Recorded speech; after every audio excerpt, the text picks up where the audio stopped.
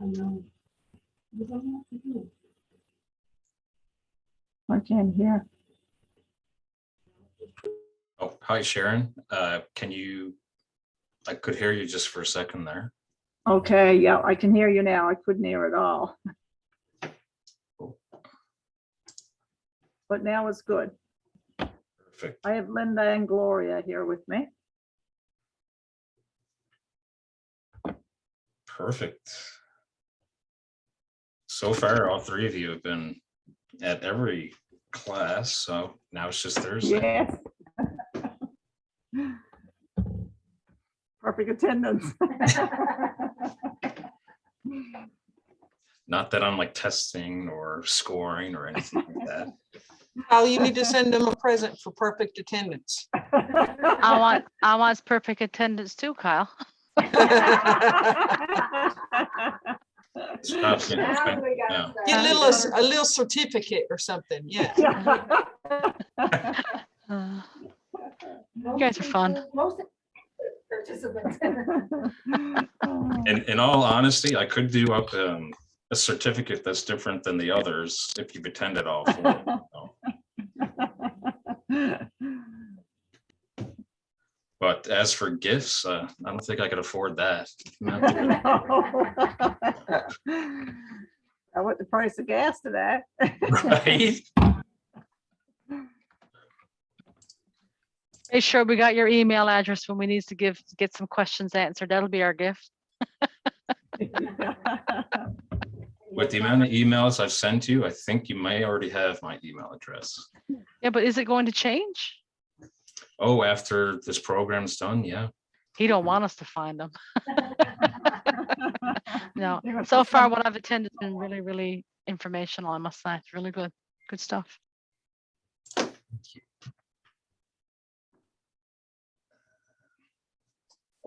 Kyle's gonna have to go into witness protection after this. Oh my God, is that what we forced them to? Yeah. Oh my God. I kind of like my first name, but I definitely need to change the last now. If everyone is ready, let's get started. Oh yeah, my last name's not even on Zoom, so most of you probably don't know. Except it is in my email signature, so I've already screwed myself over.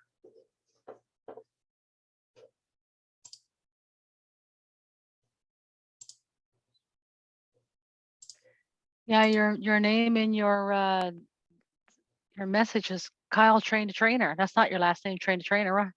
Of course it is.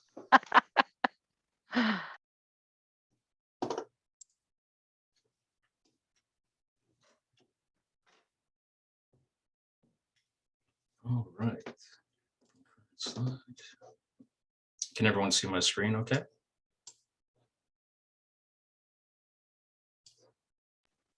Good for me. Yeah. Okay, perfect.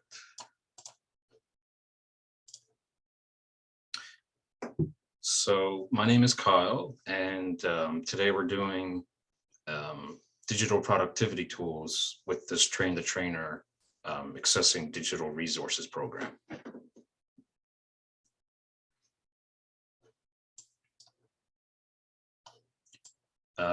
Just a little bit about us before we get started. So I worked for the Community Sector Council, as does Stephanie Janes and Stephanie Abbott on the call.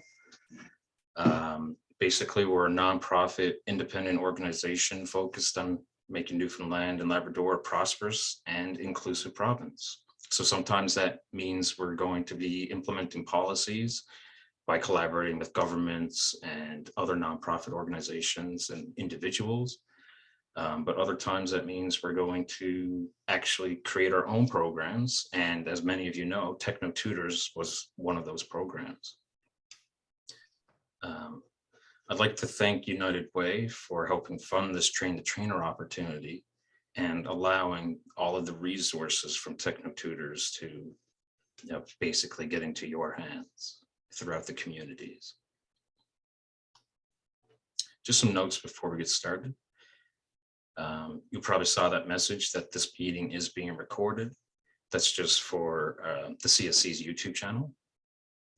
Session's going to be about an hour and a half to 2 hours. You don't need to take notes, but that said, feel free to take those notes if you need to. It's just, or if you want to, it's just I'll be sending out the presentation after the session. Feel free to turn on or off your camera based on your comfort level, and also use the mute and unmute feature whenever you want to speak up. You might notice that I muted everyone just for everyone's privacy's sake, but feel free to speak up whenever. We will have time for questions at various points, so please be patient, but you can enter them into the chat at any time and I'll get to them as soon as I can. Or you can just use Zoom's raise hand feature, or shout my name and I'll get back to you. So welcome.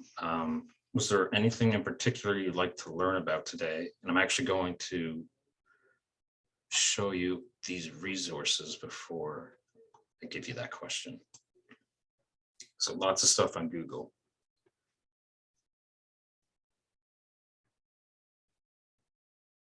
Or if anyone wants to do an introduction in the chat, that would be another idea here.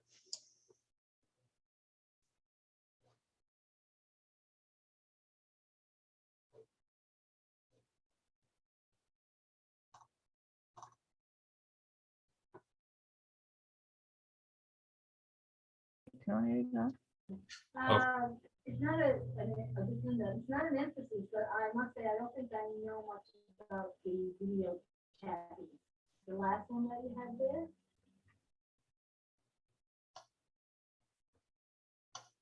Oh, The video editing app one? editing app. I must say, that's totally new to me, so I'm curious about that.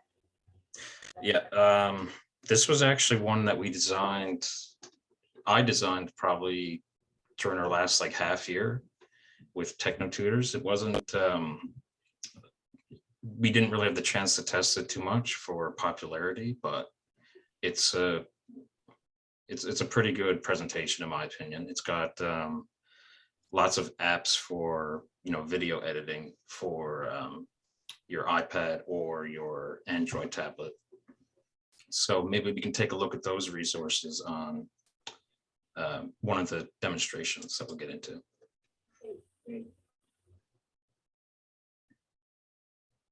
Thank you for that, Mackenzie. It seems like most of you are returning from previous sessions, but we got a couple of new people on the call. All right, so I'm going to launch a poll.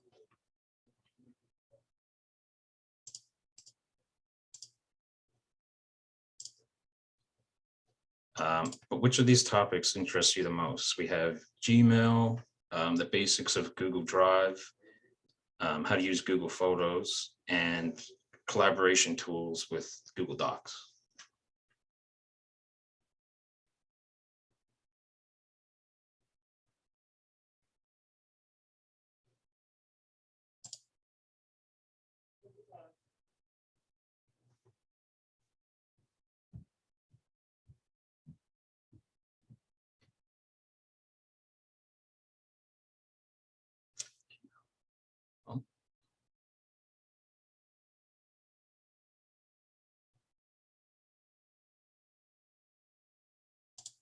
I'm going to end it there. So Google Docs seems to be the winner here, but Google Drive is a close second. So, all right, I guess those are going to be our live demos for today. Perfect. So today we're going to be covering a lot of frequently asked questions that Techno Tutors received over the years, but we'll also be we'll be doing a brief overview of each of the following topics. So how to create a Google and Gmail account, the basics of Gmail itself, creating with Google Docs, uploading and organizing with Google Photos.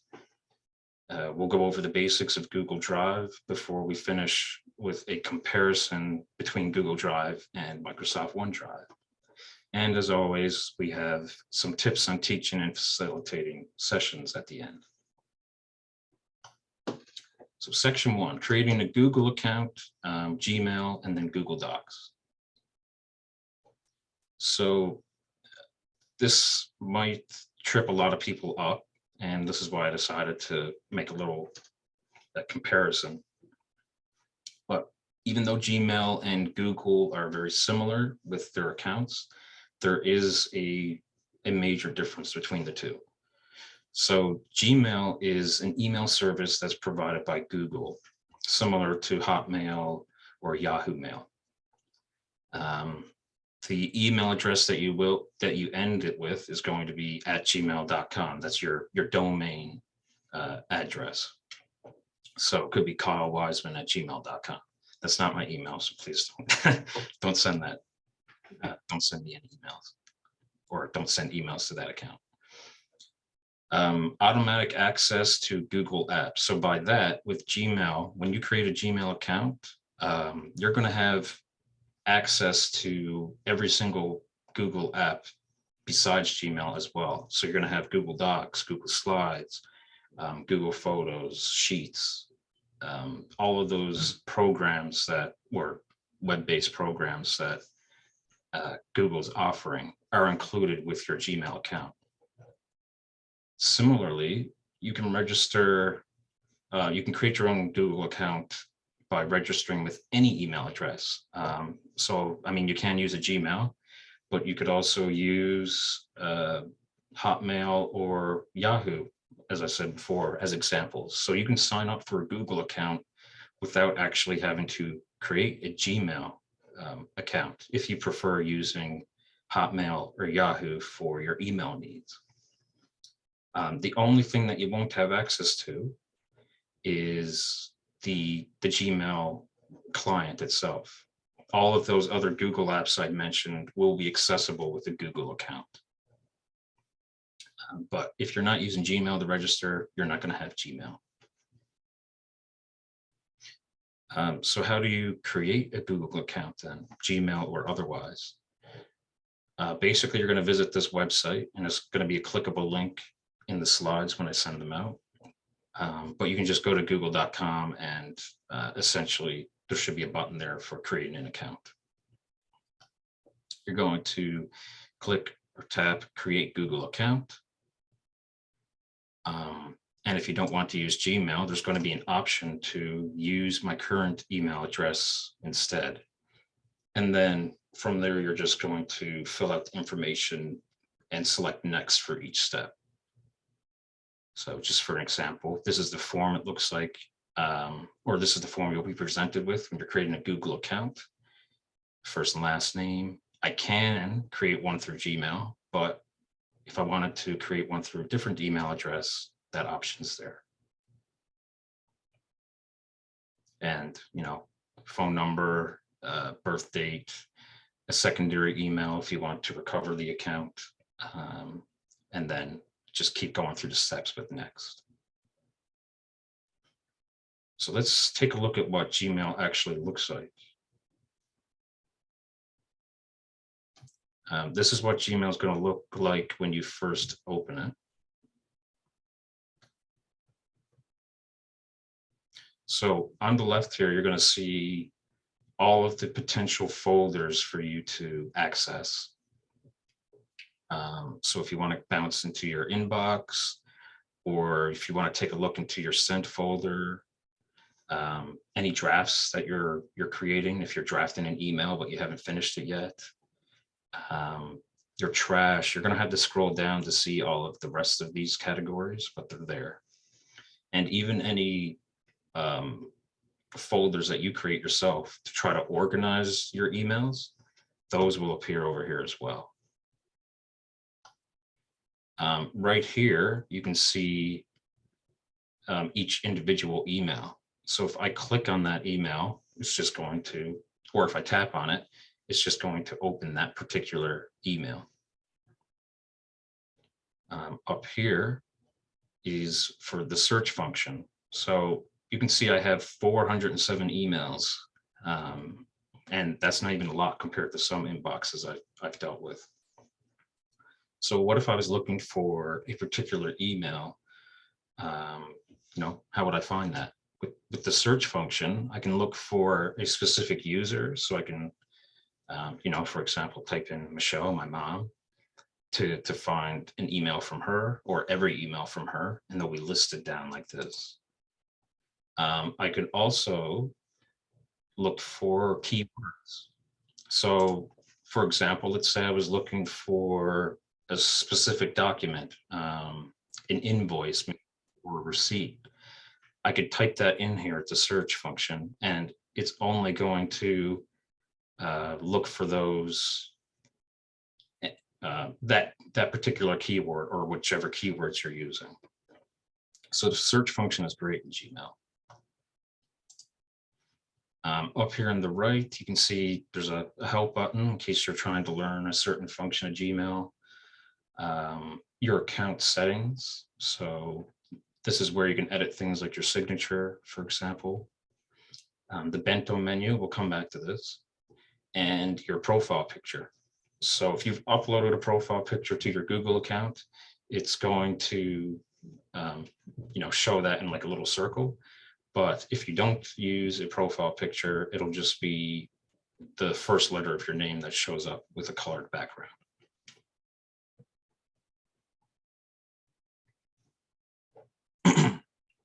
Excuse me. So there's a few different ways to send emails, based on, let's say I wanted to reply to an email. I would just click on this to open it in a full screen. And then I'll be presented with a screen that looks sort of like this. And to reply to an email that someone has sent me, I would just click the reply button right here. Of course, what if I wanted to compose an email from scratch? Well, that option is also available, and that's in the top left corner of Gmail. And it's just the compose button. So if I wanted to compose an email, note that there are a few things we have to recognize first. So the to section is going to be any recipients for that email address. So whoever you want to send it to, that's what the to section is. That's the function of the to section. With the carbon copy section underneath it, that's when you want to send an email to someone other than the recipient. So let's say I wanted to copy my employer on an email that I'm sending to a program participant. I could put the program participant email up here, and I would CC my employer just so that they have access to the email, even though they're not directly recipient. And then you have the blind carbon copy, which is identical to the carbon copy, except it's going to keep every recipient's email private. So if you're sending a mass email to many different people and their information is sensitive, the BCC hides every single other email address. And finally, we have the subject here, and that's just your phrase or your sentence to essentially show the point of your email before you even open it. Now we'll go into the body of your email. So with the body of your email, generally it's going to be formatted like a letter. You're going to have your greeting. You're going to have the actual message itself, the body right here. And you're going to finish with,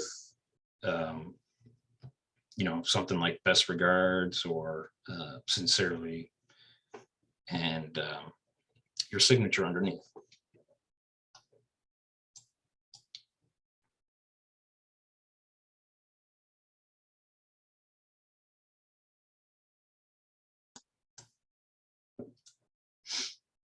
Underneath that, we actually have lots of formatting features. So I can format this text however I'd like, between different types of fonts, bold and indenting,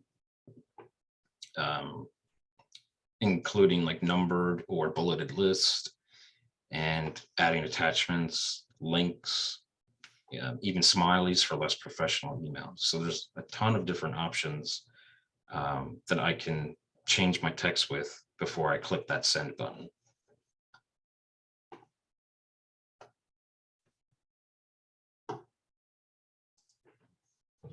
Any questions before we move on into Google Docs, essentially?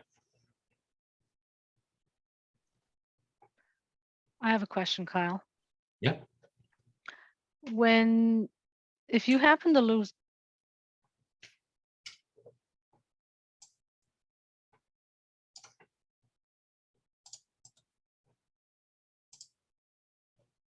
I'm sorry, Patricia, I can't hear you.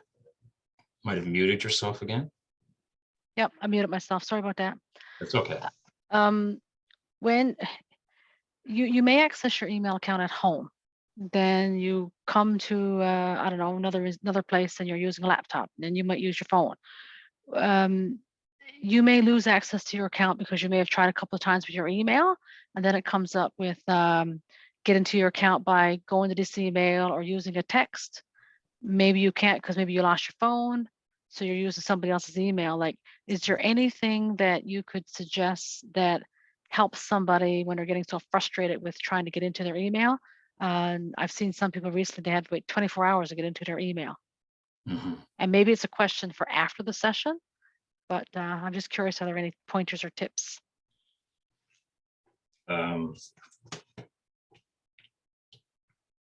I don't think I can really offer any tips other than Muddle through. yeah. The issue is if you are entering your password or your email address and one of them is off, it's going to count as a failed attempt to enter your account. So the only thing I can say is really closely watch what characters you're typing and the casing of them, whether they're shifted or not. And if for whatever reason, let's say you have like 5 or 6 passwords and you're not sure which one is attached to your email client, then in that case, you may want to use two-factor authentication. You forgot your password, and let's say you have another Gmail account set up, then you can have an email sent to that Gmail account or like a text to your phone that allows you to recover that account or temporarily gain access so that you can change the password to something that you remember. But Okay, thank you. Yeah, and the reason why I was asked is because I was recently trying to help somebody and they had lost their phone, so they couldn't use the texting, and they were never going to get their phone back because it's gone to the bottom of the ocean. Bit of a story, but they had another email account, but they were just having a difficult time getting back into their email, and it was something to do with this. They had tried so many times that it blocked them out, and it said to wait 24 hours, but the email was insistent on authenticating who they were. So that's the reason why I asked. But I guess maybe the bottom line is you gotta be really, really careful when you're doing different things because you could actually get locked out for 24 hours. And it's happened, and it does happen. So thank you for your explanation. It's all yes, no good. worries. I would also add that in those kinds of cases, there might be a way to directly reach out to Google or Microsoft, whichever email client you're using, Okay. and ask for account recovery, essentially. The person I was helping did do that, but they had to wait, of course, to get a response. So thank you for that. Yeah, I'll keep that all in mind. Okay, no worries. Accessing any Google app. So all Google apps are web-based and almost always require an internet connection to use. Does anyone know what I mean by web-based?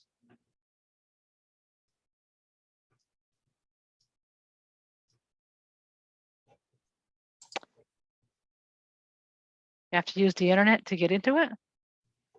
There you go. Essentially, you're going to need a web browser in order to access a Google app. So if you don't have an internet connection, you're not going to be able to access Google apps for the most part. A web base is basically any software you access over the internet through a web browser like Google Chrome or Firefox or Microsoft Edge, for example. They act a lot like applications for your smart device, except they're through websites only. And Mackenzie, used on the web, no need for downloads. You got it. And Kim said cloud. That's another good point, because Google does rely on the cloud in order for their web-based programs to work. So great answers. But apps can be accessed from the Bento menu. So this is what we saw in Gmail. But the Bento menu with these 9 dots here allow you to, will bring up like this, every single Google app that they have. And you can actually just left click and drag one to wherever you want it to appear. But for the most part, your Google apps are going to appear in the order that you, or the frequency that you use them. So if you frequently use Google Docs, it's probably going to appear, in this first row. The apps that you use the least will appear towards the bottom. Do you have to download all of those apps, or can you just go into Google Drive and then use the Bento box and pull out the one that you want to use? Sorry, could you repeat that, Linda? Okay, what I was wondering is, do you have to download every one of those apps to use them, or can you just have Google Drive and then open up the Bento box and then access, or not just Google Drive, but the Google, the Google account, and then use the Bento box and then just use that app that you want to use that particular time? Oh, so you're talking about like on a iPhone or an iPad, are you? Like a tablet? Yeah. Yeah. So with any Android phone, most of those Google apps should come pre-installed, so you wouldn't have to worry about whether you need to install them or not. If you're using an iPad or an iPhone, however, you will have to install them individually, unless you're using, let's say, Safari on your iPhone or iPad. Yeah. If you're using those, you can access it, the web-based versions rather than the apps. And that way you won't have to download the apps. Okay, yeah, because sometimes you just have a single use for a particular app, right? Mm-hmm.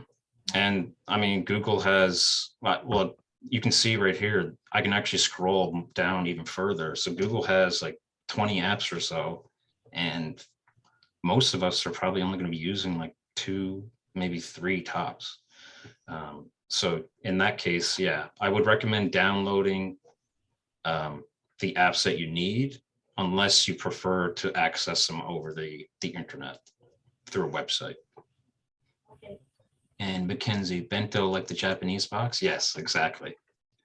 All of these little menus, like the kebab menu, the meatball menu, the hamburger menu, named after food by someone who's really hungry, I guess. But I like the names, they're pretty cute. So creating with Google Docs. So just for example, let's say I use the Bento menu to access Google Docs, or I could use the website docs.google.com to reach the same place, or the Google Docs app if you're using a smartphone or tablet. So there's actually 3 different ways for us to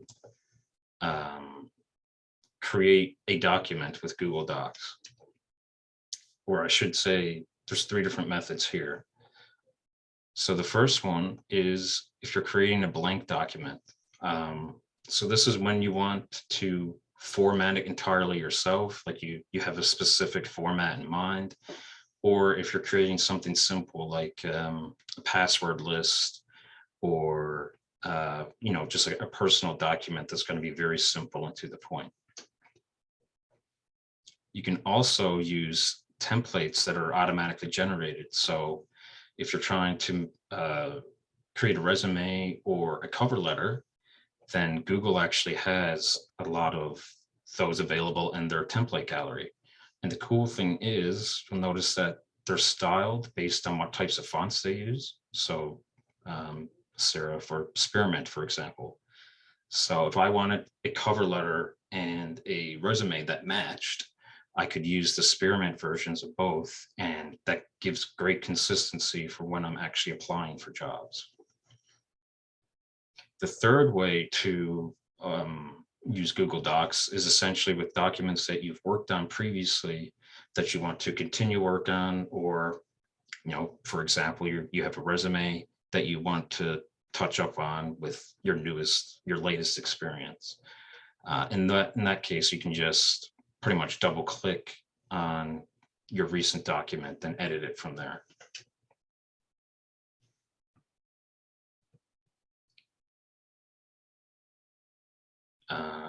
So once we get into the actual editing screen for Google Docs, right in the top left corner is how we change the name.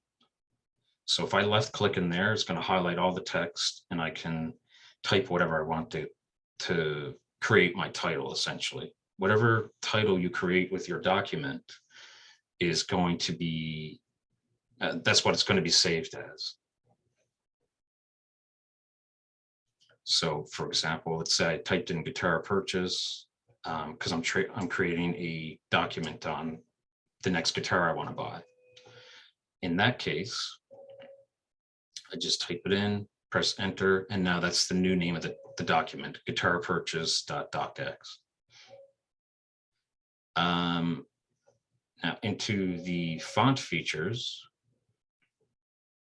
let's say I wanted to take this medium and low quality document here, or text, and make it like the high quality up here to bold and indent. Those features are right here between bold and indent, as well as any font options. So if I wanted to change the font from Arial to Georgia, then I would just use that drop down.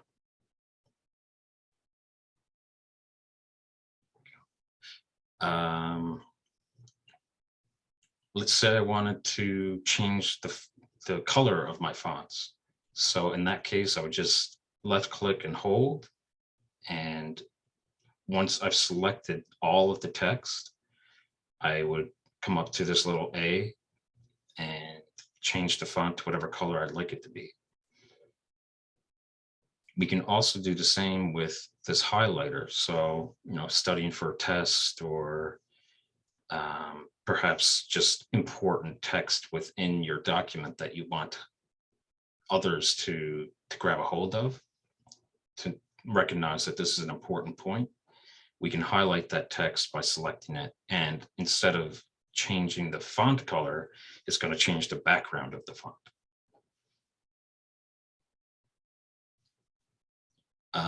And we can also get into numbering list or bulleted list, which are the bulleted list here and numbered list.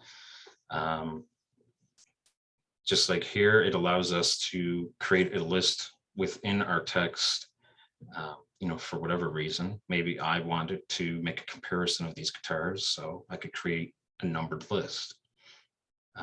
So after this first one, I would just press enter on my keyboard, and that too would automatically come up.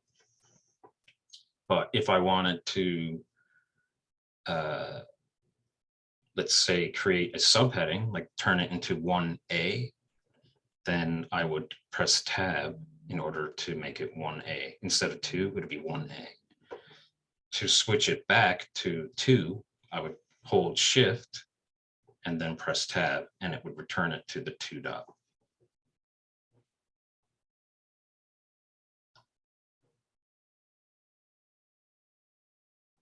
And then finally, we see alignment. So if I wanted to change the,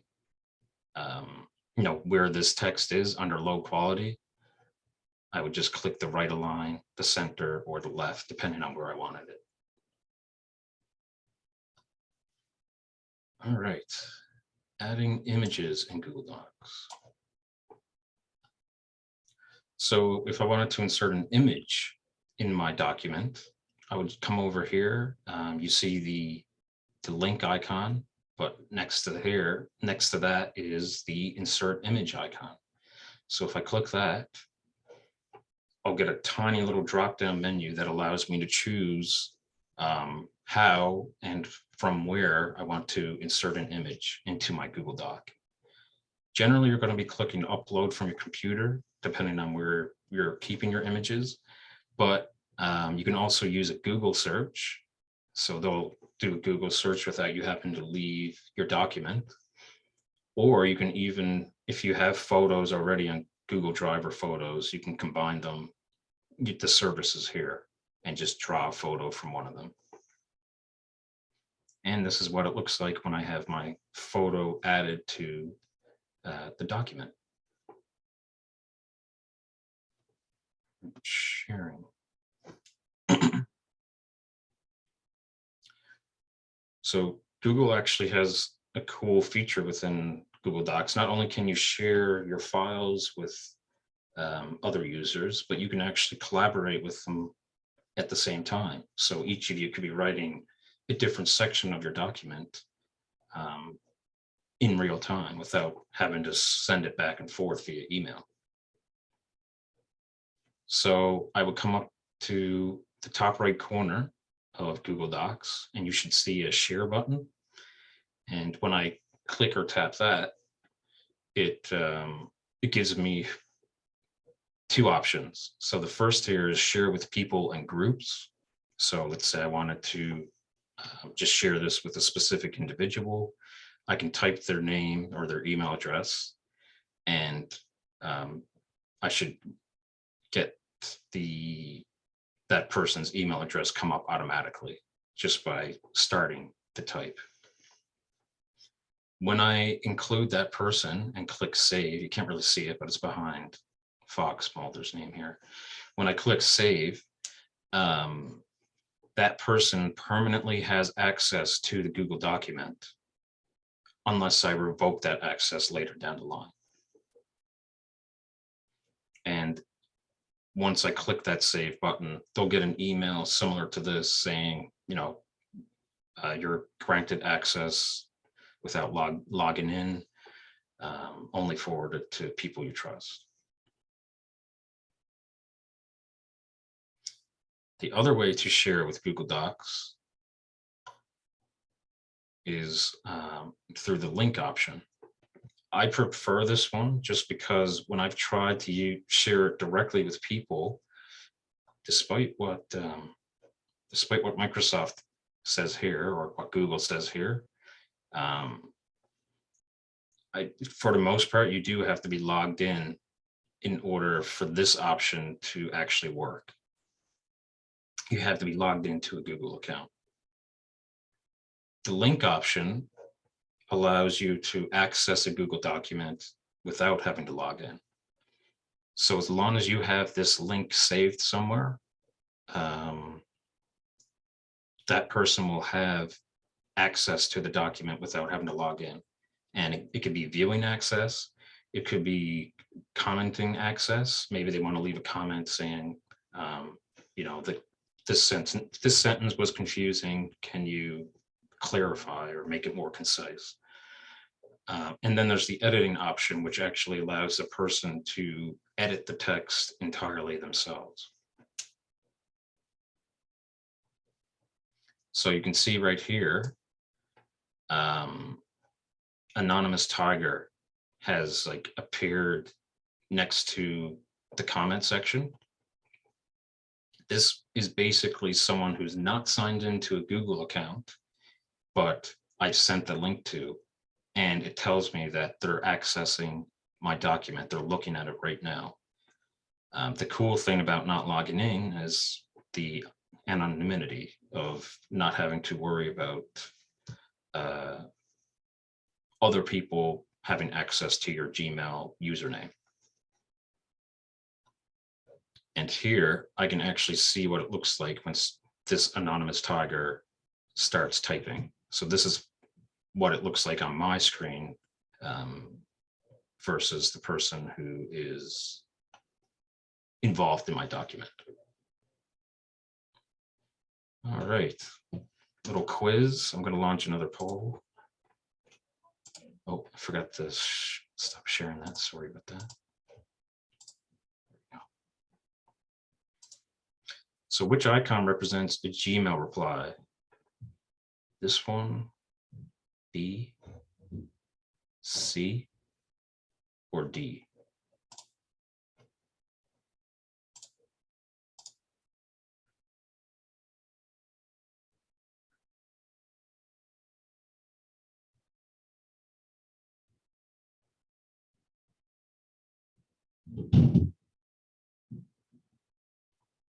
Wow.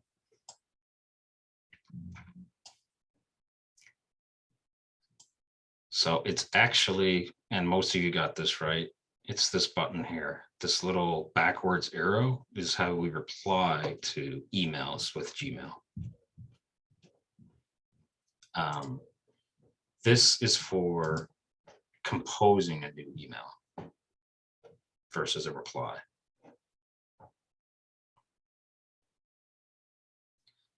All right, so let's do a live demonstration of. Everyone seemed to want to try docs, so let's do docs.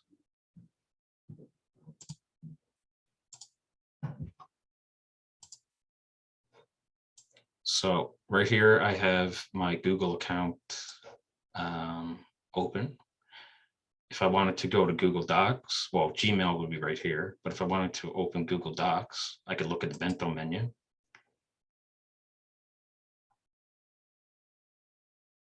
And just come down to Docs. To show you that click and drag thing though, I'm just holding the left click and there. Kyle, I have a question. Yep. In order to set up a Google Doc, you have to have a Gmail account? Or no, just a Google account. It doesn't have to be Gmail. So if you, Google. yeah, like if you have a Hotmail account, here, I'm going to sign out of this for a sec. Thank you, because I'm a little bit wondering if I want to do a brand new Google Doc, how do I start it first? I've had some experience with Google Docs, but I don't think I've ever really known how to actually make a Google Doc. Oh, okay. From scratch. I thought Like you make meant, my own to share. right. Have you attached your, are you using Outlook, Patricia? No, I've never ever tried to do it. I don't know how to do it. That's why I was just curious. How do you do one for brand new? Oh, like, do you have a Gmail account though? Or I like do. Yeah, I have a Gmail account. Okay. So we would just sign in with that. I don't know if anybody else wants to know that, but they may. It's a great tool. Awesome tool. It really is. Okay.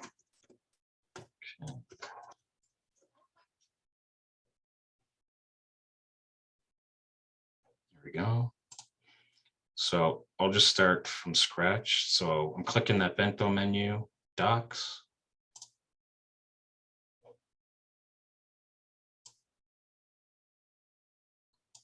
And we want to create a document from scratch. So I'm going to click that blank, start a new document. No.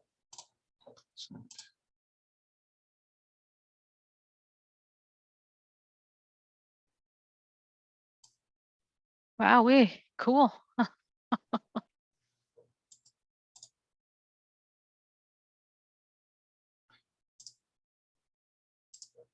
Now, let's start by naming it.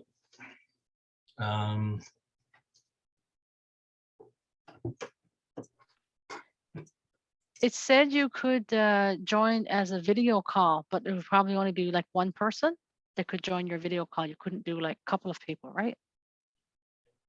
I'm sorry, what do you mean by video It's call? set up there you could join by video call. Yeah, Like it's a this right here. yeah, it's a join a call.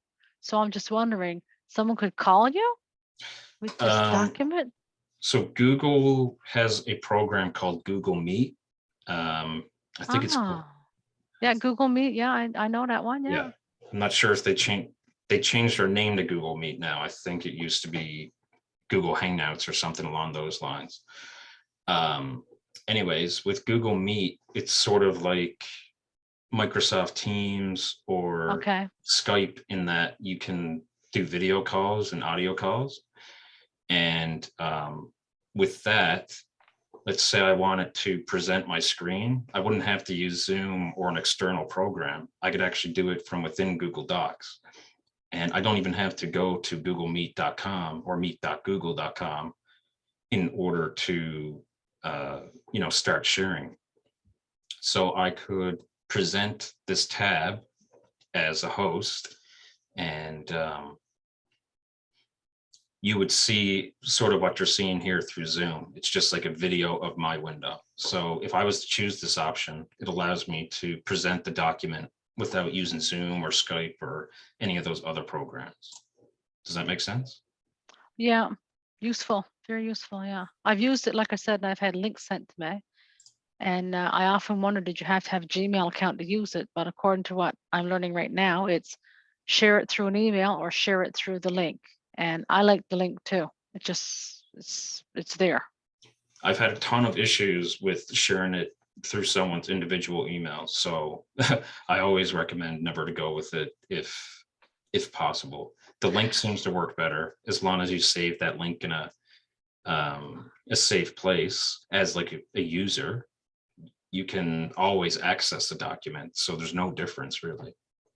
But my question for you when you started talking about the Google Docs was I had wondered if you needed a Gmail account, but you really don't. If you're going to share a link, you can use any email account, correct? Mhm. You can All use, right. it just has, you have to create the Google account beforehand. Okay, Google account, Google email. Got her. A lot of Google in there, you know, a lot of Google. Right. Well, Thank this you. is where the confusion comes in. And we've had those questions like, what's the difference between a Gmail and a Google account? Or we'd have people say like, I don't have a Gmail account, so I can't access Google Docs. But so you kind of need to clarify that you can, because Google uses all this confusing language to make their apps and programs even more confusing to the user. Thank you. No worries. So I'm going to start by choosing a Georgia font, one of my favorites. Going to up the size to 14 and center line. So I've titled this document Cool Animals. Actually, I'm going to make that probably 18. Okay. Now I'm stuck in the center of line because that's what I've just put it on. So I'll put it, I'm going to left align this next block. I'm going to bring the font back to 12. And I'll remove those. We'll go back to the next line. So let's say I'll create a pet category, zoo category, and for wild animals. Why not?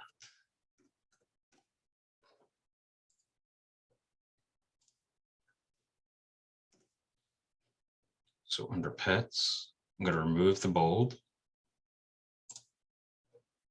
And I'm going to add a bulleted list. And they do have some options here. So I'm going to go with this one. Oh.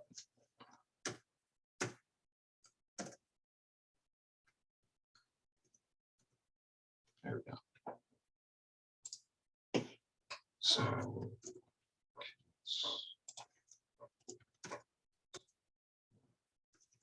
someone wants a pet snake.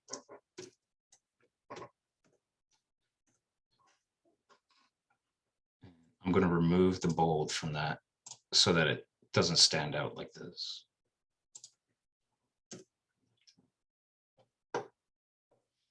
All right, so I'm actually going to share this.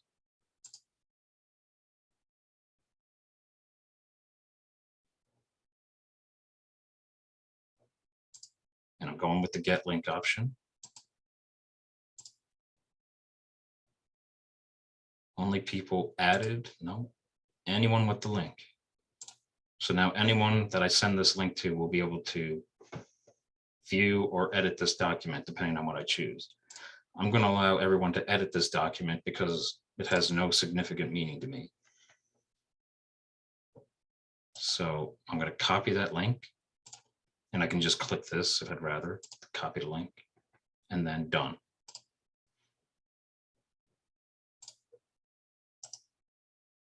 And I'm going to paste it in the chat.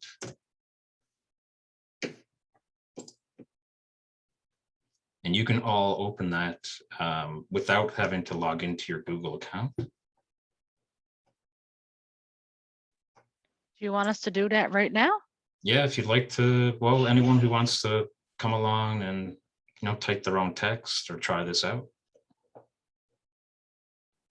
Now you'll notice all of the anonymous animals that are appearing. So each of you that joins, a new anonymous animal will appear. And I can see who's got their cursor where they want to edit their fonts. So someone could, and you can go mad here, just type whatever you want. As long as it's appropriate. Or, mess around with the colors, mess around with the fonts, just have fun recognizing that all of us are working on this document at the exact same time.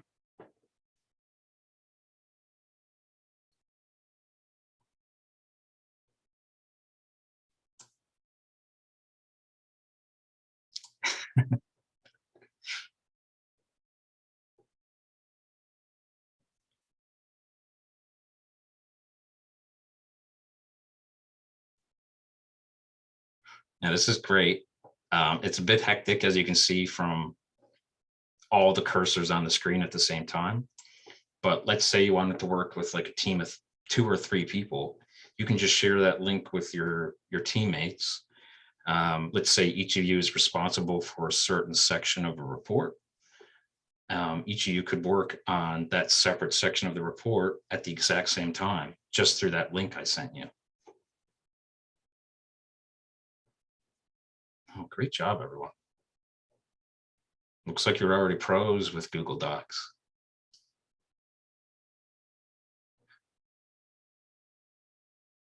Someone added cool animal photos. So I'm going to add to that. Insert image. And I'm actually going to do a Google search for it.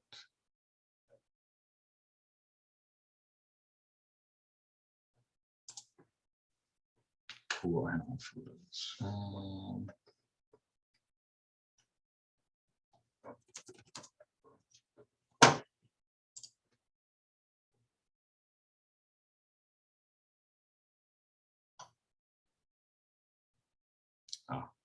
it's either or, but okay, let's go with that. Insert.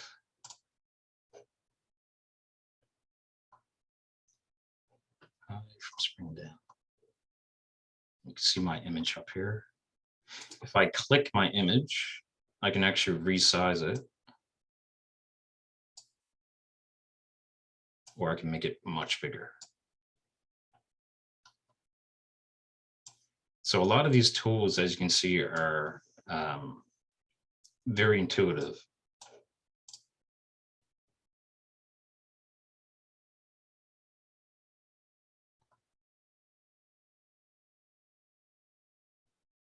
Oh, Margarita, I didn't actually name these people. They're not, this is how Google implements it. Like if you don't have a Google account, or if you're not signed in at that time,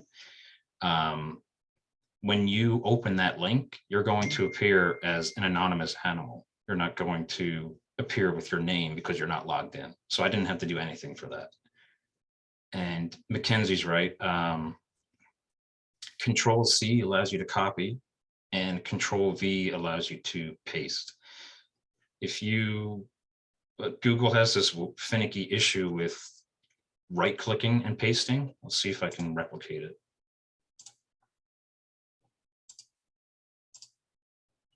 So let me just copy this image and try pasting. Oh, it worked. So it works in Google Docs, but in things like Google Drive, you have to use the Control V command. You can't right click.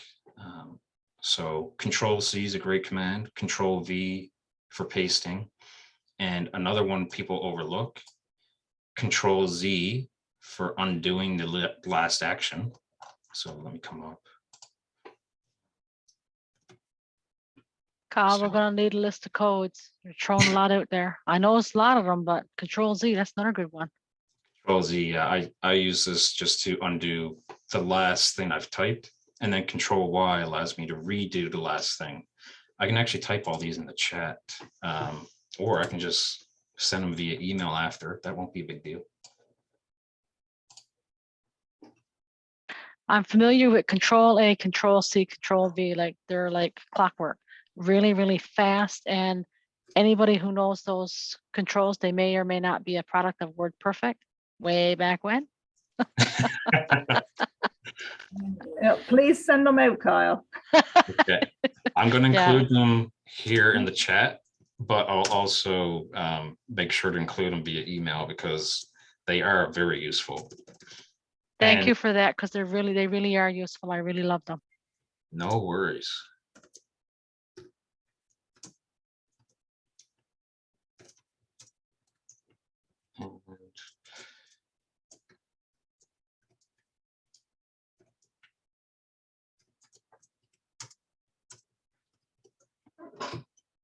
There you go.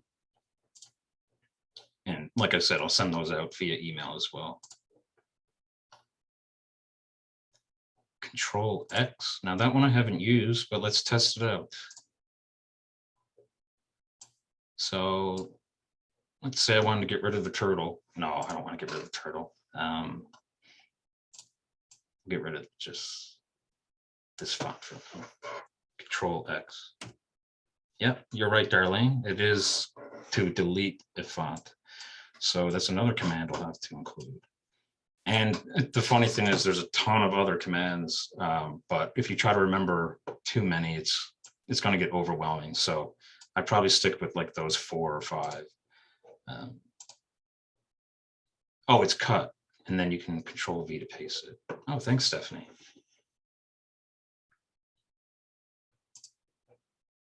So cut and paste, Control V. There you go. We're back. Nice. All right. I think any questions on anything we just covered there? We're about ready for a break.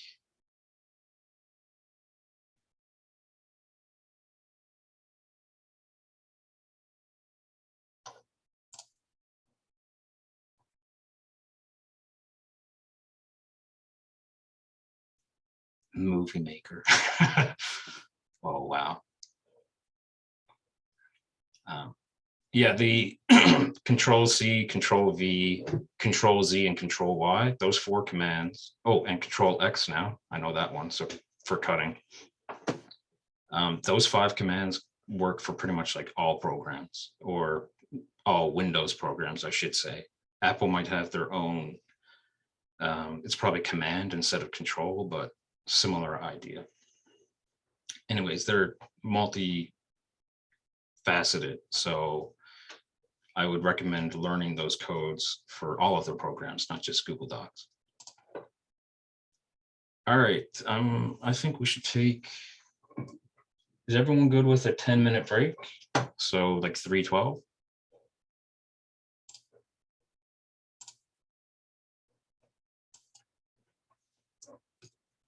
Sounds good. All right. I'll see you all then.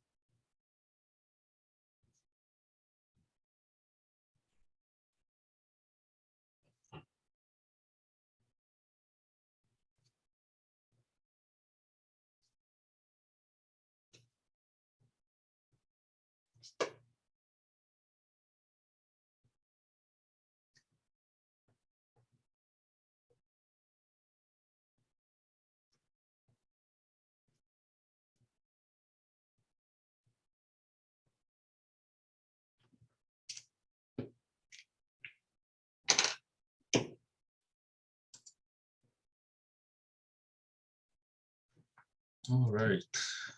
Is everyone back yet? Can I just get a thumbs up before I continue?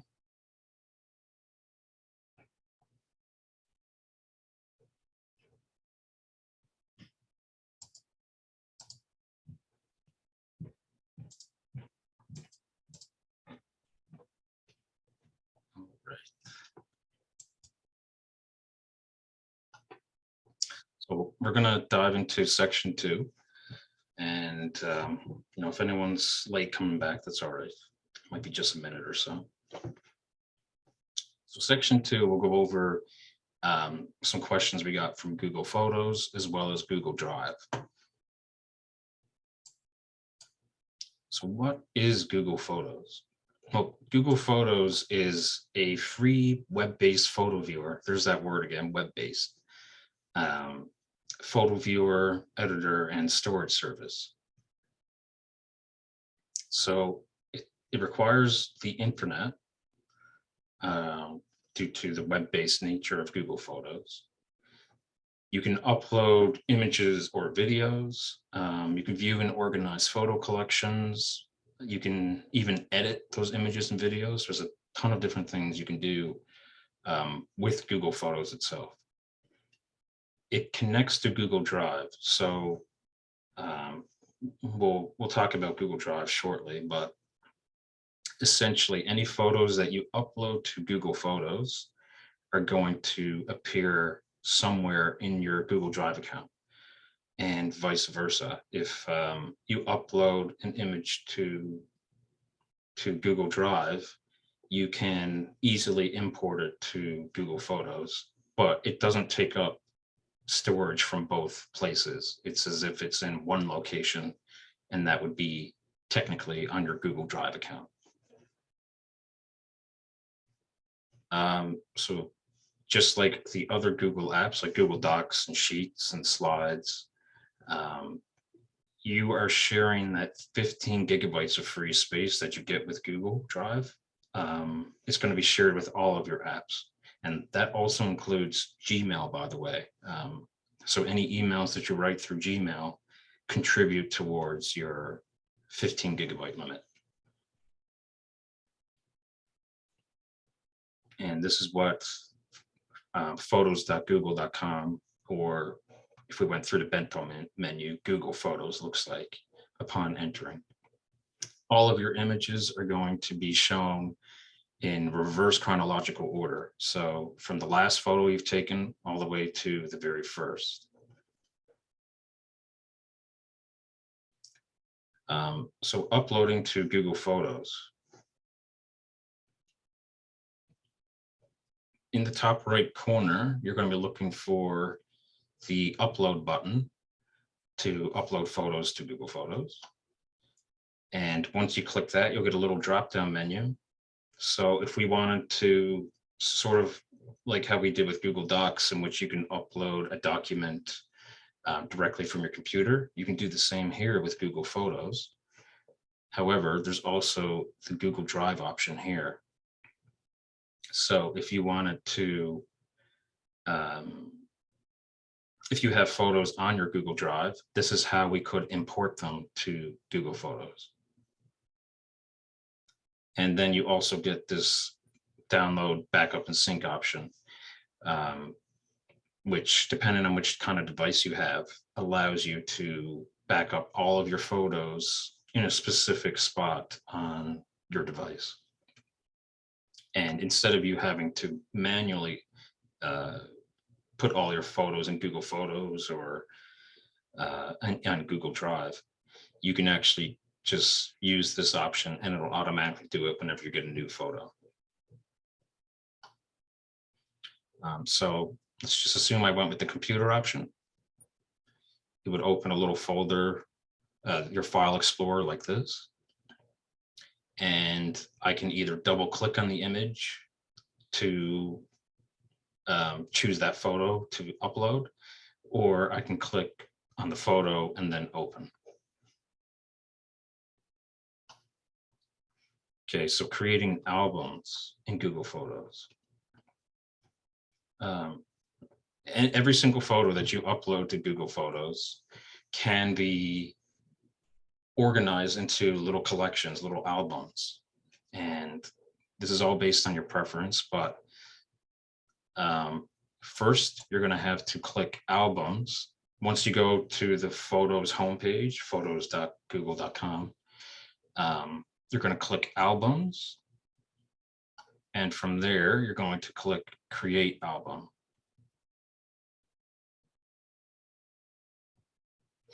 And then you'll be brought to this web page, which allows you to edit / create your album.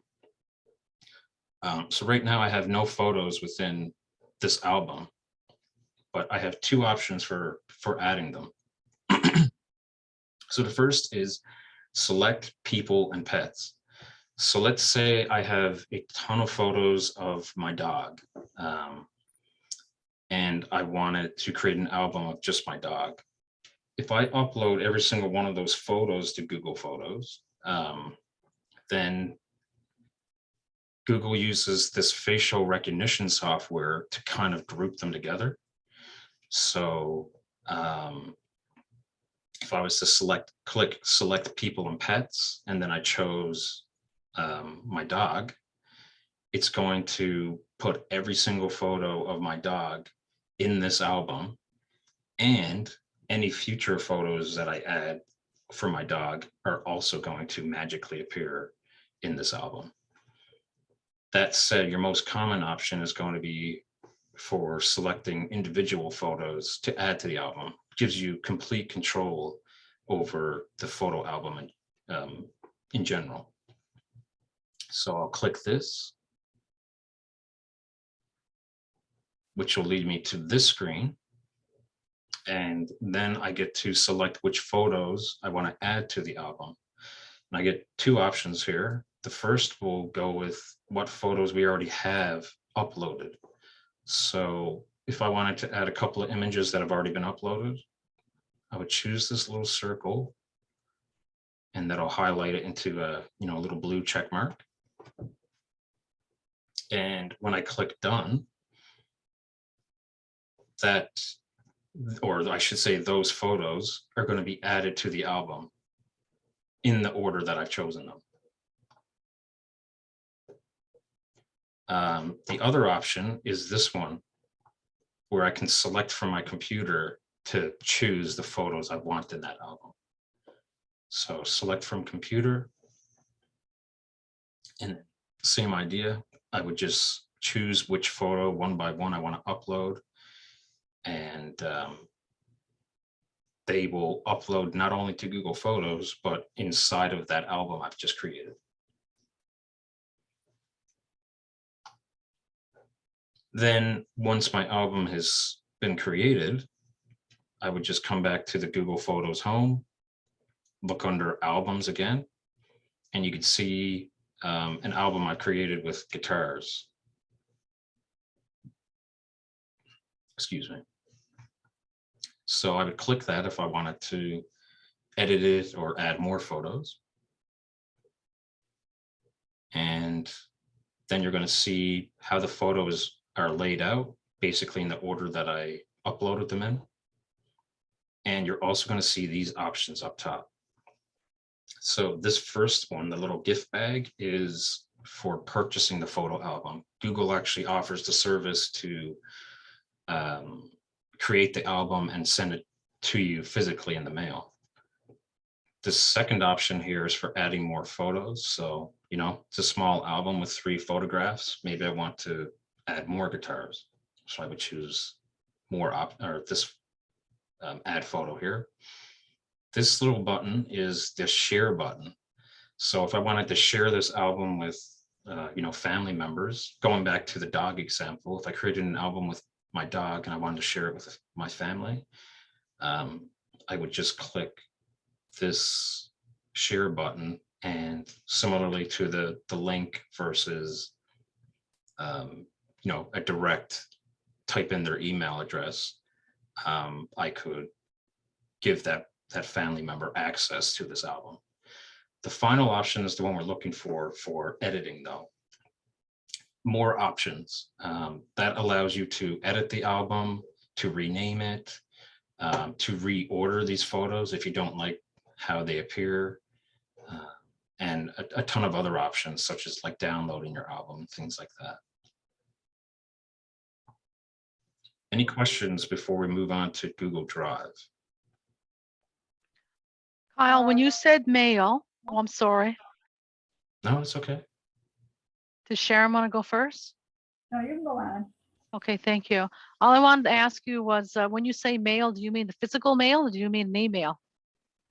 So if they did a photo album for you, I mean, they actually mail it to you directly. So I think it's like $20 for 10 photos, $20 US for 10 photos. And, you know, plus the shipping cost and whatever. But essentially they'll create like a nice album for you. Of course, Thank you. Yeah, no worries. Oh my God. Okay. Sharon? Okay. When you're saying the share button, so if I had like a vacation, I had a lot of pictures for a particular vacation, I can just have in one album, hit share, to say the other 5 members of the trip, and they will all receive the pictures. Yes. Now, if you remember that email option we saw where you actually type in their email address, Yeah. that option seems finicky if they don't already have a Gmail account and they're not signed in. But if you do have a Gmail account and you're signed in, you shouldn't have any issues accessing the whole album. But yeah, when you share this album, rather than like sharing a photograph, it's going to share every single photograph in the album, which is going to make it easy if you're trying to share like family vacation photos and things like that. So you can't send a link though, like you did with the Google Docs. You can, that's the other option, and I actually recommend it. So you'll get 2 options when Oh, okay. yeah. Gotcha. And I would recommend you get the link, you just share it with them, and they shouldn't have to sign in. I haven't tested it, but they shouldn't have to sign in order to access those photos if you're using a shareable link rather than typing in their email address. And so could you use it like Dropbox, then that link, they could add photos and then share, so everybody could share using that link, their own photos, and all the 5 people that were sharing the link could add to it? I think, remember how we, in Google Docs, when we were trying to give a shareable link, if you remember, there was like a little drop down that said view only, or comment, or edit. Yeah, but if you give them edit status. You'd have to give them the editing access in order for them to add to the album, or to like change the name, reorder the photos, that kind of thing. But if you give them that editing access, they should be able to edit photographs, you know, as if they had the album, and like if you were in the same room and you could all just like pick through the photos. It's supposed to be something similar to that action, I guess, trying to create like an in-person event virtually. Yeah.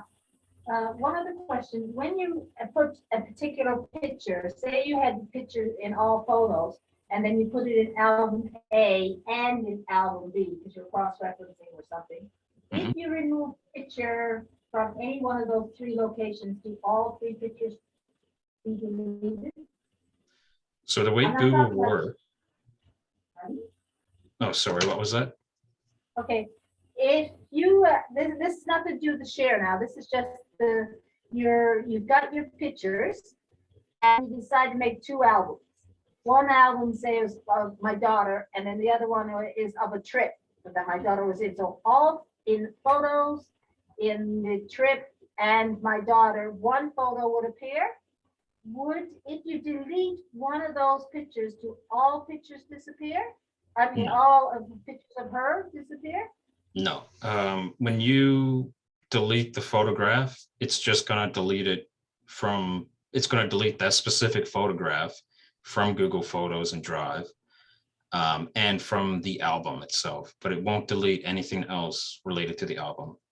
And another key point is, if you delete an entire Google Photos album, those photos aren't deleted. It's just the album itself that's deleted.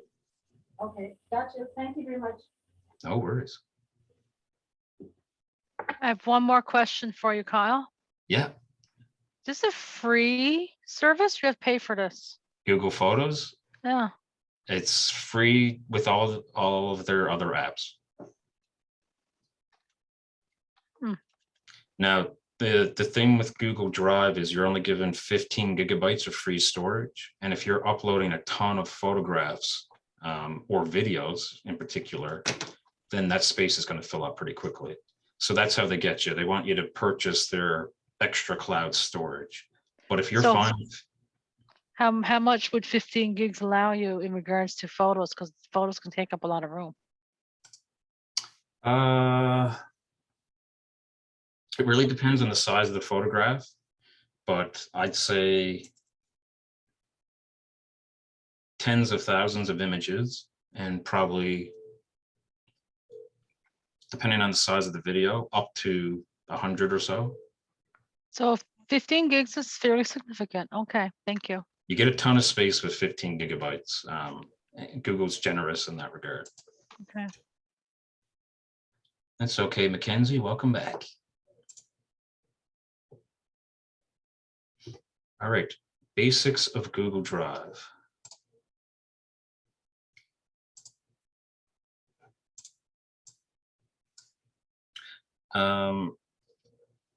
So this, similar to Google Photos, Drive is going to look like this as soon as you sign in or as soon as you open it.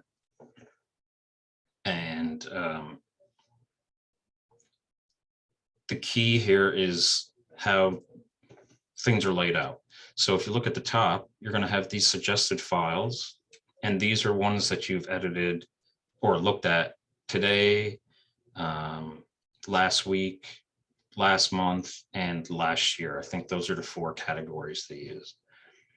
So any of your files that you visit frequently will appear at the top. Your folders will appear underneath that. So any folders that you want to create and for organizing your files will appear next. And then under that, any individual files that aren't put in a folder will appear there. Now let's go over this little menu here on the top left corner of your screen. So My Drive is what we were just looking at, the folders and the files and the suggested.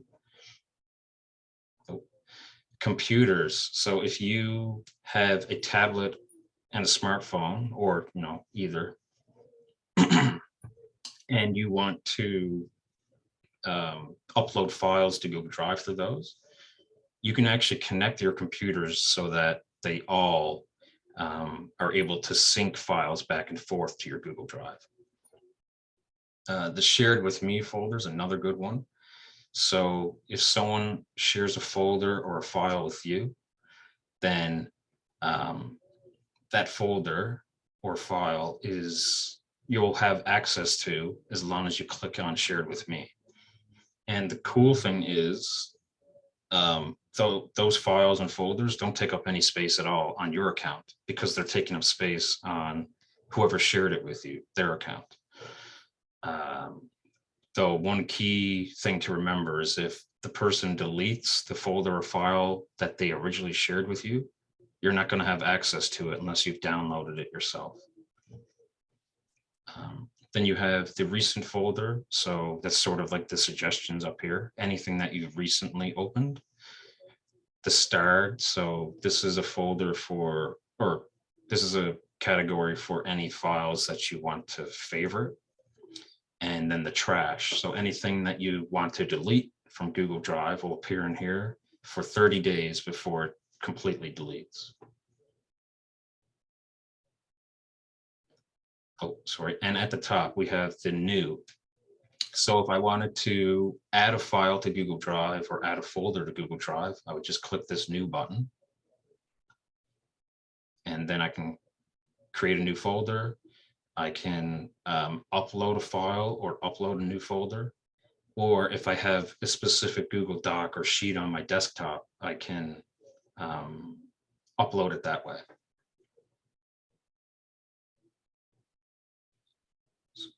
More on Google Drive.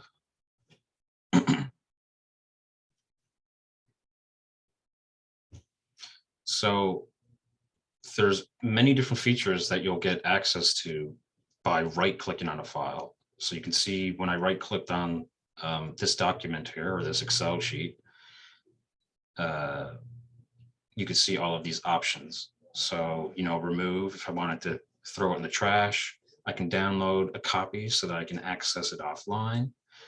I can make a copy. So let's say you're trying to make an Excel sheet template where you just recycle most of the same information.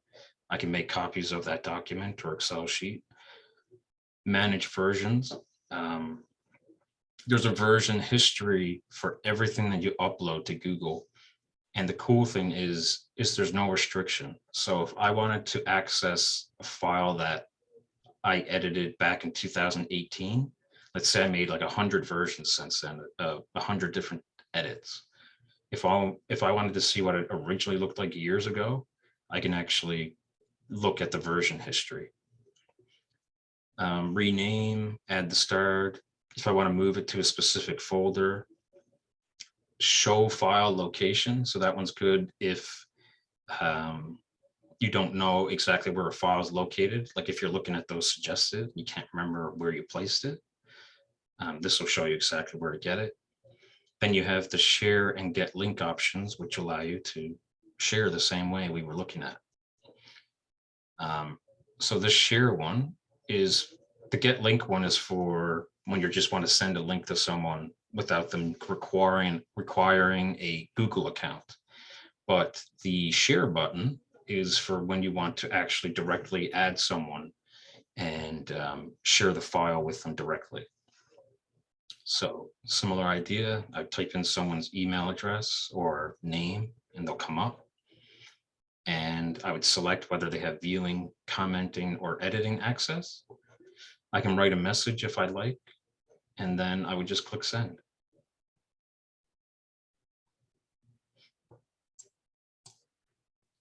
And don't worry about that if it seemed like an information overload, because we're going to be going over Google Drive in the live demonstration that's coming up. Okay, so what are some differences between Google Drive and OneDrive then? And why would you choose one service over the other? Well, Google Drive is web-based only, whereas while OneDrive is web-based or downloadable. So I don't know if this is going to be a permanent fixture, but as long as you have Microsoft 2019, as well as Microsoft 365, the 2019 is their offline version. So how you would traditionally use a Microsoft Word document and things like that. But OneDrive also allows the online capabilities that Google Drive does. So if I wanted to create a Microsoft Word document online and share it with people like we did with that Google Doc, I can do that through the OneDrive service. Google Drive, however, is web-based only. So unless you have another program on your computer that can, you know, open photographs and documents and things like that, there's no equivalent for using these programs offline. Same with the apps. The apps constantly require an internet connection in order to use them. So that is one downfall for Google, unfortunately. Google Drive offers more free storage. So with OneDrive, you're looking at 5 gigabytes of free storage if you sign up for their Outlook service, whereas Google Drive offers 15 gigabytes for free. So you're getting a lot more free storage before you have to start paying for a subscription. OneDrive's a bit faster with uploading large files. Now, does anyone know what block level copying is?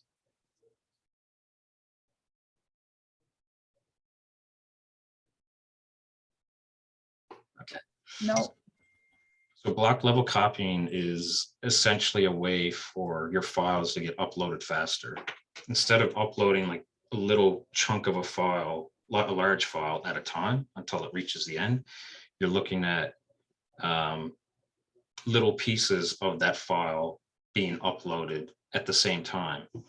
Sort of like when you cut a chicken breast in half so that more of the surface area is being cooked at the same time. That's what block level copying does to files. It provides more surface area to upload at the same time. So essentially your files are just gonna go on OneDrive a lot quicker than they would on Google Drive. Google Drive lets you back up photos, videos, your contacts, and your calendar events automatically. So you don't have to actually touch it as long as you have syncing on.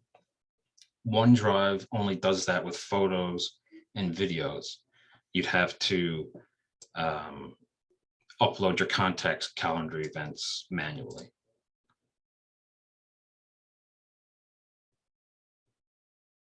Oh, that's a good point, Stephanie. So in Google, you can make individual files like sheets and docs available offline so that you can work on them once you have that internet connection again. But with Microsoft services, you can actually work on those documents, while you're at an airport, for example, waiting for your flight.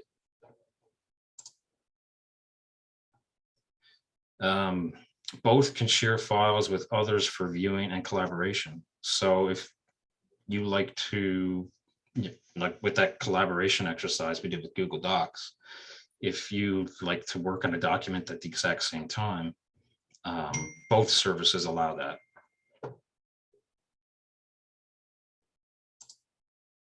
Both services also offer version history for storing your documents. Now, I mentioned that Google Drive offers, year-long history. So if you wanted to see the very first version of your document from years ago, you can.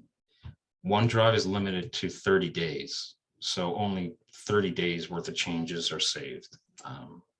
But both are pretty good features all the same. OneDrive integrates with your offline apps. So similar to what I was talking about with,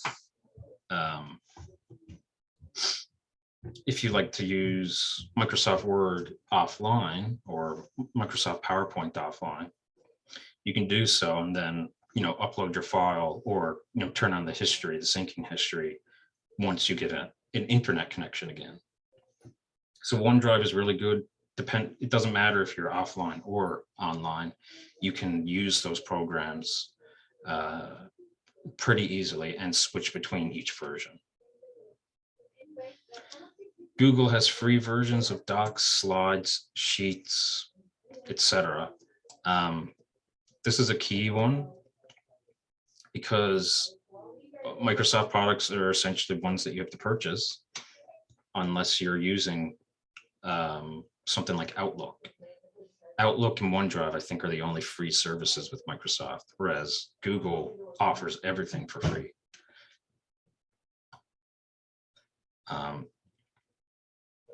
Ultimately, the two services are very similar. And I guess what I'm saying is, besides the price point, your choice is going to be based on what you like to use the most. So if you're familiar with Microsoft programs, you might want to just stick with them.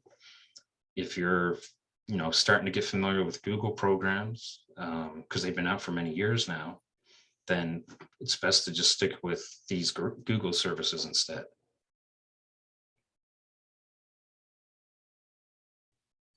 And just to show like another comparison here, they even look and function similarly. So the skills that you learn in Google Drive or OneDrive are transferable to the other service.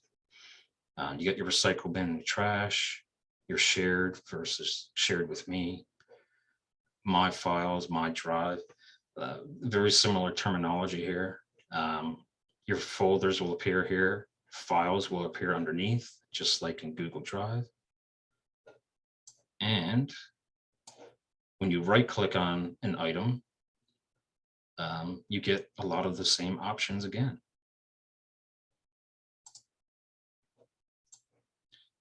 So which statement about Google Apps is true? And let me launch this poll.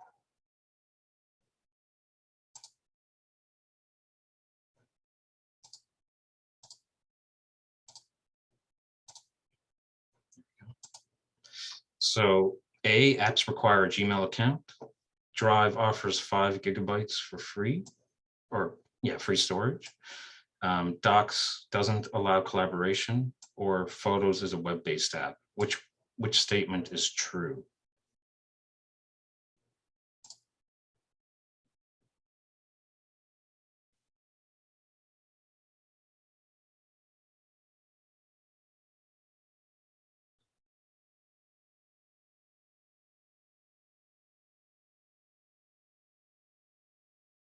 Okay, I'm going to leave it there. Most of you got it right. Photos is a web-based application. So apps require a Google account, but they don't require a Gmail account. So the wording there was tricky. And you actually get 15 GB of free storage rather than 5 with Google Drive. So it's just tricky terminology there. All right, live demonstration. Most of you wanted to learn more about Drive. I'm going to raise the question though. Would you like me to cover Photos or Drive right now?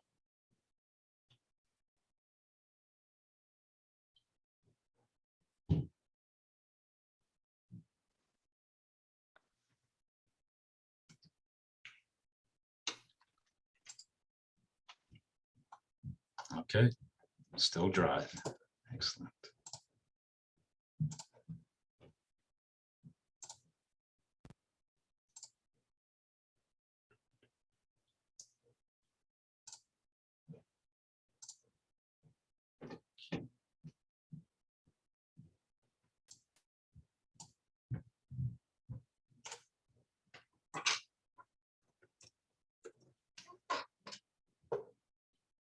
Now I'm going to use the Bento menu again.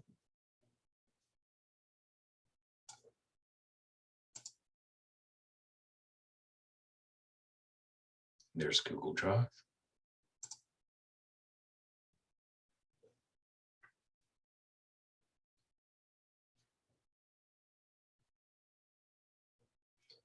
So you see the suggested, you edited today, past week, some extra past weeks because I only created this account this week. But if I had like a year worth of history, I'd be able to see the past month of history as well as the suggested document or file for the past year. So I come down, I got some folders and files here, signature, go in here. So these are all the images I've created. Go back to my drive. Now, I'm not sure if this will share. Here, I'll try. I'm going to upload a new file.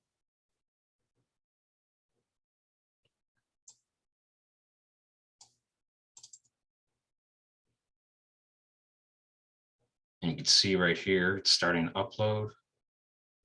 And the check mark means it's done. And this is the file I've just uploaded, the new picture. Now, I'm going to go new. I'm going to create a new folder.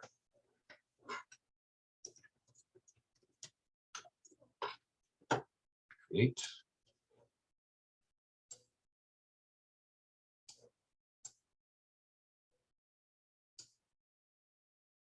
And I'm just dragging and dropping. I can drag these files and just drop them into the folder I want them to go in. Perfect.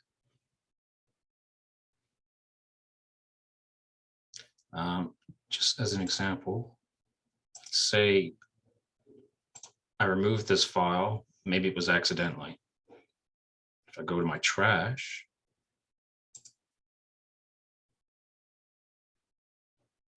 items in trash are deleted after 30 days. So I can recover this for 30 days. After that, it's going to disappear forever. But let's try to recover it. So I'll right click and then I'll click restore. Now, if I go back to my drive, to this folder, it's going to appear within. Can we drag from shared with me to my drive? I don't think you can. Unfortunately, I haven't had anyone share because I just created this account. But essentially, you would have to, let's say I had a file here, I would have to download it, and then I would have to re-upload it to my own drive. Because technically the shared with me is just what it sounds like. It's a shared file, but it's not mine. I don't have the ownership. It's what someone is sharing with me. But you will have the option to, let's say right click. Let's say someone shared a document with you, you can right click on it and then download. And it says converting to Word. And now that document is downloaded onto my computer. So if I have a word processor like Microsoft Word or something, I'll be able to open that document offline. And I can re-upload it to my own OneDrive or my own Google Drive so that I can access that file as if it wasn't shared with me, because it's mine now. Can I edit it only if they allow it, correct? Yeah, so in a shared with me folder, if they've given you viewing access, you're not going to be able to edit the document. But if someone's given you editing access or editing permission, then yes, you will be able to edit the document, but technically it still belongs to whoever shared it with you. So if they revoke your access, there's nothing you can do about that.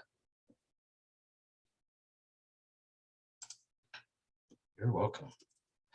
Any other questions, things that you want to, I mean, we're getting close to the end here, but I can answer a couple more questions on Google Drive before we clue up.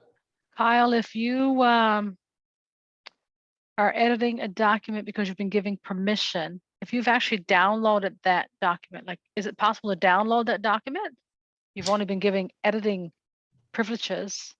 You download? You still download, yeah.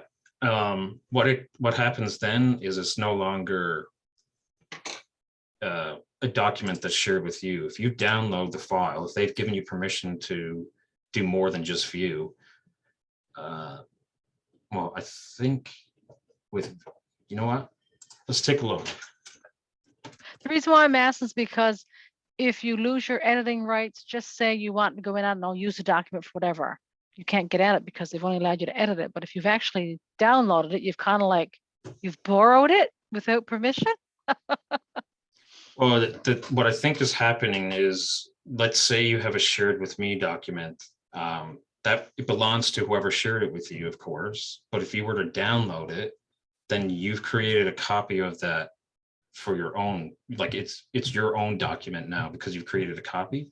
Yeah. So if you were to re-upload that to my drive, then it's no longer the shared with me file. It'll be your document. So you'd be able to edit it freely. The only thing is, it's not going to change the one and shared with me because that's a completely different document now. Good to know.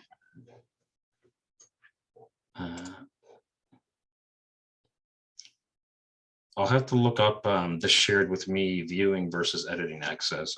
And I'll send you an email on that, Patricia. And maybe Vicky, who kind of started the discussion. Oh, yes, definitely.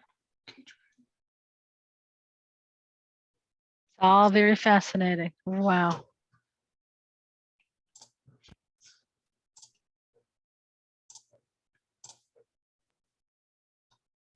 All right. Let's get into some tips on facilitating before we wrap things up. So at Techno Tutors, we found hosting sessions early in the day before 4 was the best bet. So 10 a.m. to 12 and 2 to 4 p.m. Before 10 a.m., you're kind of groggy in the morning. So we found that we'd either have less participants or they just weren't retaining the information like we had hoped. And then between 12 and 2, you're giving people adequate time to, get their lunch and get re-energized. So 10 to 12 and 2 to 4 seem to be the optimal times. Avoid teaching on Mondays and Fridays if possible. On Mondays, you're just getting back from a weekend. So everyone knows how hard it can be to roll out of bed sometimes on Mondays, let alone trying to learn something. And then on Fridays, you're looking forward to the weekend. So it might be harder to focus on trying to learn something new on a Friday afternoon. Stick to the basics of anything you're teaching. So if I went over the cloud, I could talk about, a cloud storage service versus a cloud network service. But when you get into all this technical jargon, it's going to sound like gibberish, and it's going to be very, you're going to lose your learners or your program participants before they can actually get the main concept to stick. Pause for questions after a major point, like I was doing after Google Photos, because you want to make sure that what you're teaching is going to be hammered home.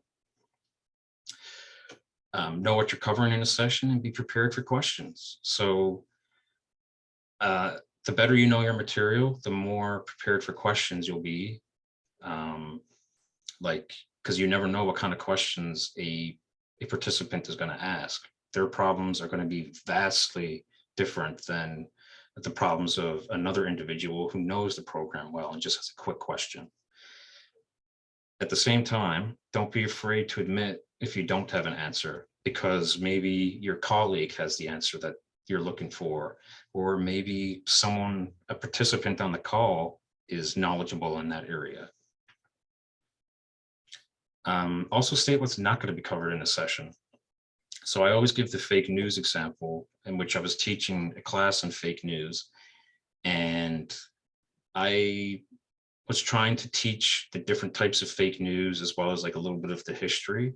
But someone thought it was an adequate time to talk about the subjectivity of, BBC and NTV and things like that. So make sure you state that this is not going to be covered in a session beforehand, in order to make sure that you avoid misdirecting your learners or your program participants.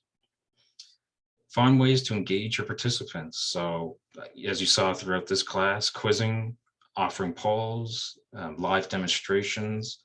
If you're a good storyteller, I always say, offer personal examples if you can. Just find a way to encourage everyone to speak in some manner if you want them to walk away with that information. Be prepared to troubleshoot technology issues. So, sign in 10, 15 minutes before your Zoom session to make sure that your internet connection is okay. And it's always good to have someone back you up just in case. But also make sure you're able to troubleshoot other people's technology issues. Do your program participants know how to mute and unmute?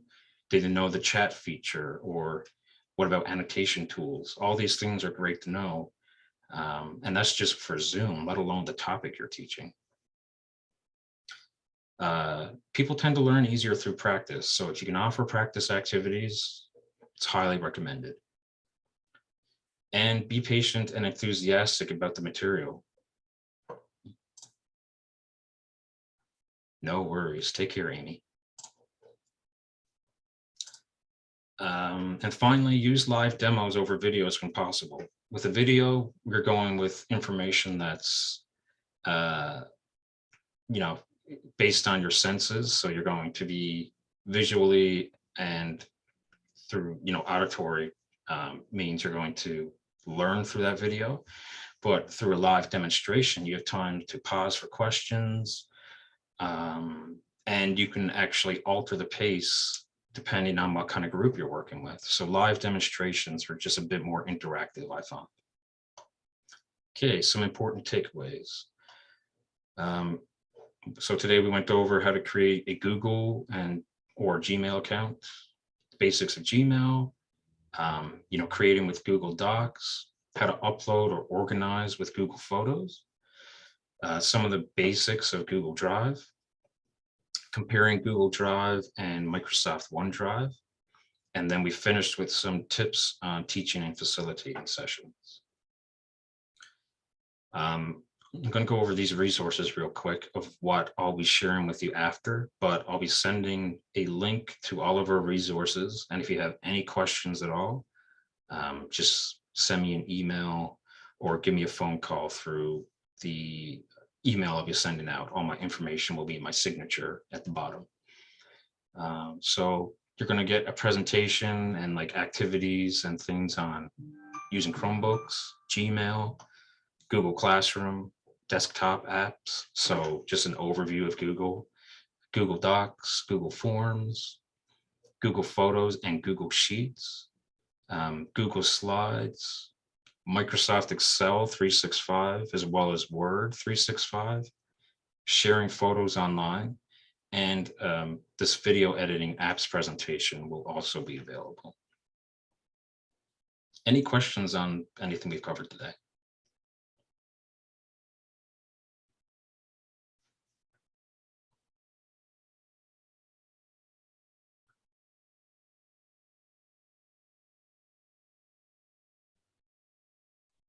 Thanks, Kyle. Oh, no worries. And this is how you can connect with us. I have my own webpage here. You can send me an email if you have questions, or you can just give me a phone call. Excellent, thank you.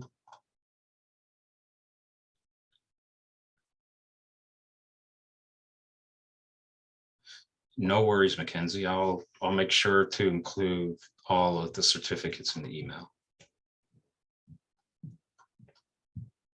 You're welcome, Paula. You're welcome, Julia. Thank you.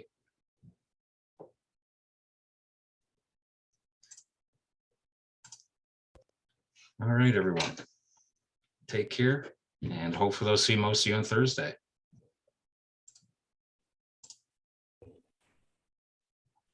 See you. See you now.